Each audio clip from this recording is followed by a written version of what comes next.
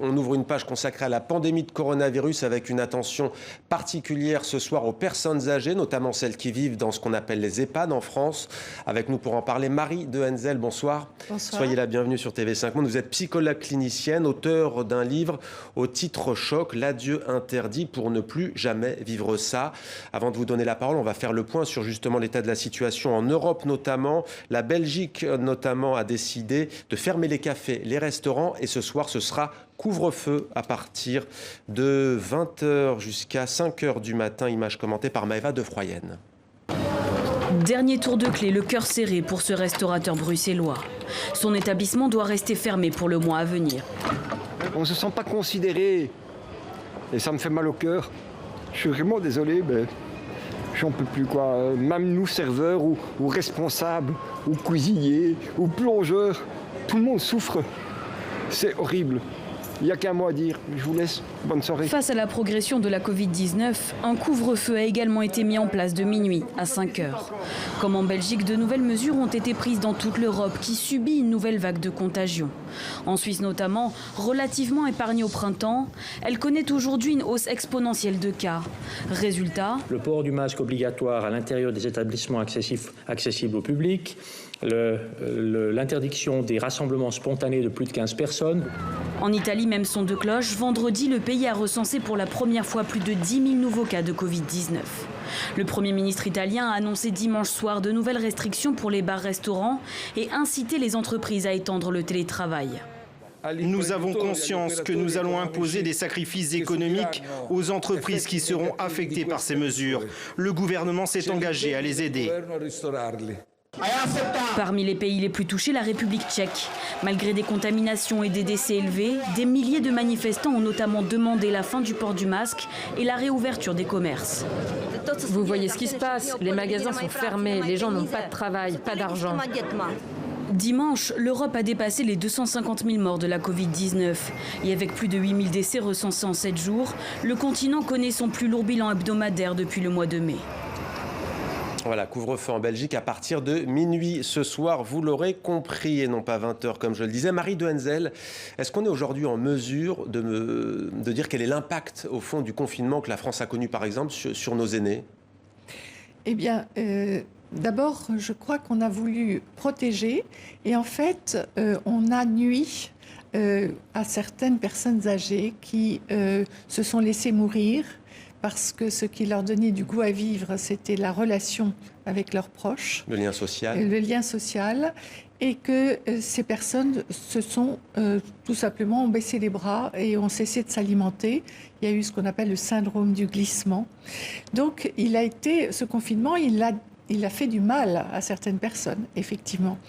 Il n'y a pas que les personnes très âgées dans les EHPAD, il y a aussi des personnes, des seniors qui sont dans des résidences-services, qui sont chez eux et qui se sont confinés, comme tout le monde, ont cessé des activités physiques qui leur permettaient, il ne faut pas oublier qu'une personne de 70 ans, de 80 ans reste en forme parce que tous les jours, elle marche, elle a une activité physique et que beaucoup de personnes ont cessé de sortir complètement. Activité physique et cognitive, oui. Elles sont affaiblies. Alors on va voir justement l'exemple d'un EHPAD particulier, pas comme les autres.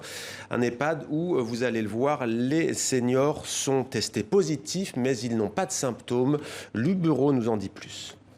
Rosalie a 102 ans. Il y a quelques jours, elle a été testée positive au Covid-19. Mais heureusement, elle n'a pas de symptômes. Elle est asymptomatique.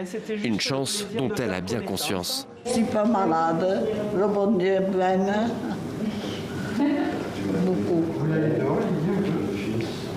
Et voilà. Dans cet EHPAD du Tarn, les patients sont comme Rosalie, tous positifs sans être malades. Et s'ils ont choisi cet établissement, c'est parce qu'il est unique en son genre, le premier, réservé aux seniors asymptomatiques. Ici, les résidents ne sont pas forcés à l'isolement et peuvent continuer à se voir. Le confinement pour les résidents, ça n'a pas été facile. C'est une période ils n'ont pas super bien vécu, on va dire. La solitude, de ne pas voir leur famille. Après, nous, on était là, mais bon, c'est pas pareil. Bien que les visites extérieures restent interdites, les résidents vivent normalement. Ils peuvent manger dans la salle commune, faire une promenade dehors, ces petites choses du quotidien qui comptent et permettent de mieux supporter cette période difficile. Marie de Henzel, que vous inspire cet exemple ? Je trouve ça très, très original. D'abord, ça permet aux personnes de rester en lien entre elles. Effectivement, elles sont asymptomatiques. Je vois qu'il y a beaucoup de personnes qui prennent soin d'elles aussi. Alors, j'ai entendu que les visites étaient interdites, mais je pense que c'est temporaire. Parce que quand on est atteint du Covid, on sait qu'il y a un moment où on peut revoir. Donc je pense que c'est une mesure temporaire. Oui, je ne connaissais pas cette expérience. Donc c'est dans le Tarn, dans le sud de la France. Alors dans votre livre, disons-le, vous n'y allez pas avec le dos de la cuillère, mais c'est très étayé. Vous parlez de folie hygiéniste qui impose des situations inhumaines à nos aînés. J'allais dire, il faut bien les protéger. Oui, alors il y a un dilemme, parce qu'effectivement, on est obligé de trouver un équilibre entre protection et liberté. Mais il y a eu des consignes. Il n'y a eu aucun fondement juridique à l'interdiction des visites, il faut le rappeler. C'était des consignes. Certains EHPAD les ont appliquées de manière très rigoriste, et je dis que dans mon livre qu'il y a des EHPAD dans lesquels la peur a dominé sur l'humain. Et c'est là que les soignants ont dit on est confronté à des situations totalement inhumaines, complètement à l'opposé de nos valeurs, que des familles aussi ont poussé les hauts cris et ont essayé de... Vous savez, quand vous aviez une mère mourante dans un EHPAD et qu'on vous empêchait de venir au tout début du confinement, il y a des personnes qui ont forcé la porte et on n'a pas pu les empêcher.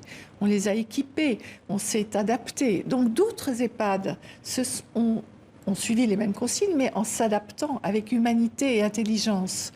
Et c'est là, justement, l'humain a eu raison de la peur. Les protéger sans les asphyxier, dites-vous. Mais c'est vrai qu'il n'y a plus les embrassades avec les enfants, les petits-enfants. Pour les personnes en fin de vie, quelle que soit d'ailleurs la cause du décès qui approche, ne voient plus leurs proches, ne peuvent pas dire adieu. Là, il y a eu des détresses épouvantables. Des personnes qui sont mortes seules. Sans qu'on ait pu venir leur dire au revoir, sans une main qui vous tient. Moi qui ai accompagné pendant longtemps des mourants, je peux vous dire que c'est tellement important, ce dernier geste. On aurait pu aussi s'adapter parce que les soignants faisaient les toilettes de ces personnes avec des gants. Pourquoi est-ce qu'on n'aurait pas donné à un proche une paire de gants pour pouvoir tenir la main, pour qu'il y ait un contact physique? Vous savez, c'est la seule chose qui compte quand on va mourir, un contact physique de quelqu'un qu'on aime. Vous êtes psychologue clinicienne. En une petite minute, comment on fait quand on est petit enfant d'une personne âgée, à risque ou pas à risque? D'ailleurs, vous n'aimez pas le mot, je sais, vaut mieux dire fragile. Oui, effectivement, parce qu'on est tous à risque, puisque la vie est un risque. Mais un enfant peut, je peux toujours, je dirais, écrire, envoyer un dessin, se manifester, bien sûr. Sourire à distance. Sourire. Effectivement, sourire à distance. Je pense que... Et puis, vous avez des personnes âgées qui, elles, peuvent décider aussi de prendre le risque. Et ça, je veux le dire, il y a des personnes âgées qui préfèrent prendre le risque d'attraper le Covid et embrasser un petit enfant parce que c'est leur dernière joie. C'est leur libre arbitre, ce sont des citoyens à part entière.